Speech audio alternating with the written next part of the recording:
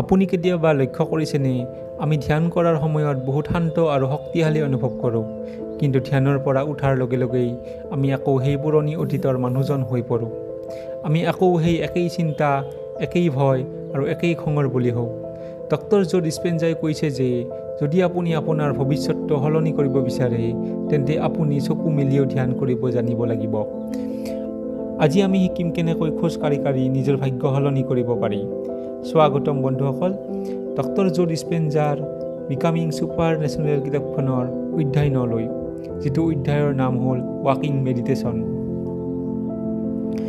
ৱাকিং মেডিটেশ্যনৰ অৰ্থ হ'ল আপুনি যিটো ভৱিষ্যত বিচাৰে সেই ভৱিষ্যতৰ দৰে এতিয়াই খোজ কাঢ়িবলৈ শিকা। সাধাৰণতে আমি কেনেকৈ খোজ কাঢ়োঁ? হয় আমি চিন্তাত থাকোঁ, নহয় আমি আমাৰ পুৰণি অভ্যাসৰ মাজেৰে খোজ দিওঁ।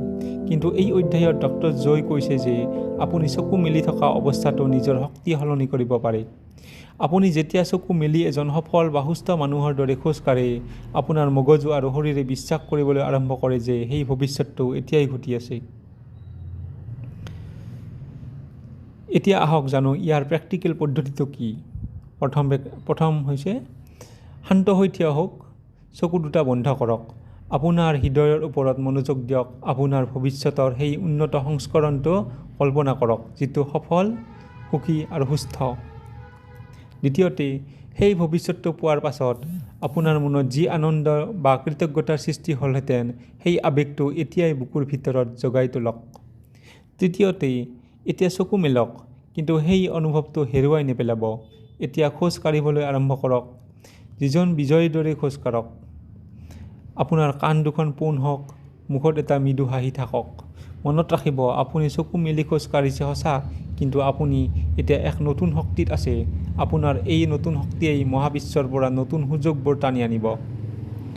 বন্ধুসকল, মেডিটেশ্যন কেৱল চকু মুদি বহি কৰা কাম নহয়, ই হ'ল এটা জীৱনশৈলী। আপুনি যেতিয়া মেডিটেশ্যনৰ পৰা বাহিৰলৈ ওলাই আহে, তেতিয়া চকু মেলিয়াই আপোনাৰ নতুন ভৱিষ্যতটোক জীয়াই থাকিবলৈ আৰম্ভ কৰক। যদি আপুনি এনেদৰে খোজ কাঢ়ে, আপুনি আপোনাৰ লক্ষ্যৰ ফালে যোৱাৰ প্ৰয়োজন নাই, আপোনাৰ লক্ষ্যই আপোনাক বিচাৰি পাব। ভিডিঅ'টো কেনেকুৱা লাগিল কমেণ্টত জনাওক আৰু পৰৱৰ্তী অধ্যায়ৰ বাবে আমাক ছাবস্ক্ৰাইব কৰক। ধন্যবাদ।